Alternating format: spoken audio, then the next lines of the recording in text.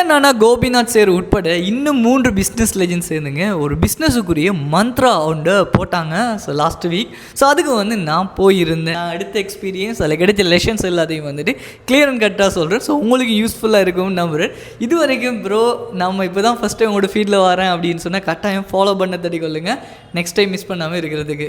காலையில் 6 மணிக்கு கோழி கொக்கரக்கோன்னு குவிச்சு அப்படின்னு சொல்லி ஒரு கதை ஸ்டார்ட் ஆகுங்க. அது மாதிரி தான் அந்த ஈவெண்ட் வந்து சரியாக 3 o'clock ஸ்டார்ட் ஆகும். 2:30 வந்துருங்க அப்படின்னு மாதிரி போயிருந்துச்சு.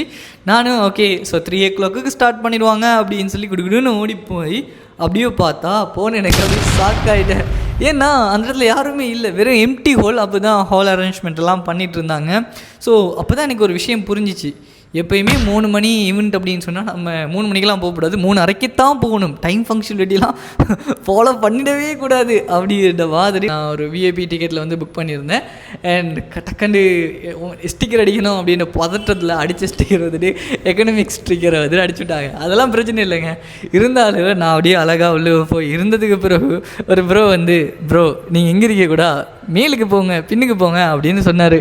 ஸோ அதுக்கு பிறகு தான் நானே செக் பண்ணி பார்த்தேன். ஆகா ஸ்டிக்கரை மாற்றி அடிச்சிட்டாங்க ப்ரோ அப்படின்னு. ஸோ எப்பயுமே ஒரு ஈவெண்ட் மேனேஜ்மெண்ட் பண்ணிக்கின்ற பொழுதுங்க அதெல்லாம் சின்ன சின்ன விஷயம் தான், பெரிய இஷ்யூலாம் இல்லை.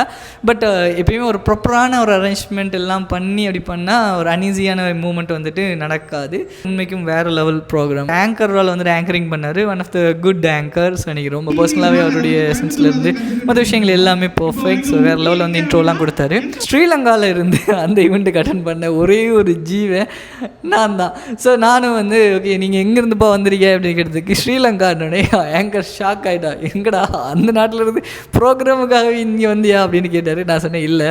ஸோ ஸ்க்ரால் பண்ணிட்டு போகலாமோட ப்ரோக்ராம் பார்த்தேங்க. ஸோ இதுக்கு அட்டன் பண்ணி பார்ப்போம் அப்படின்னு வந்துட்டேன். இடையில் வந்துட்டு நமக்கு ஒரு கிஃப்ட் ஒன்று தந்தாங்க. இப்படி ஒரு கிஃப்ட் தான். ஸோ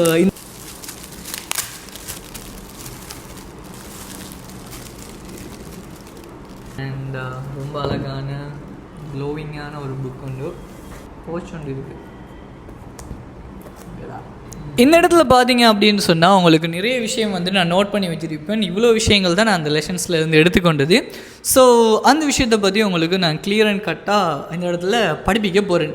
ஐயோ ப்ரோ படிப்பிக்க போகிறீங்களா அப்படின்னு சொல்லிட்டுலாம் வீடியோ விட்டு போட்டு ஓடக்கூடாது. ப்ரோவை அந்த இடத்துல விட்டுட்டுலாம் ஓடக்கூடாது. ப்ரோ அழகாக சொல்லித்தரேன் என்ன விஷயம். யூஸ்வலாக எனக்கு பட்ட விஷயத்தை வந்து உங்கள்கிட்ட நான் ஷேர் பண்ணலாம் அப்படின்னு நினைக்கிறேன். ரைட்.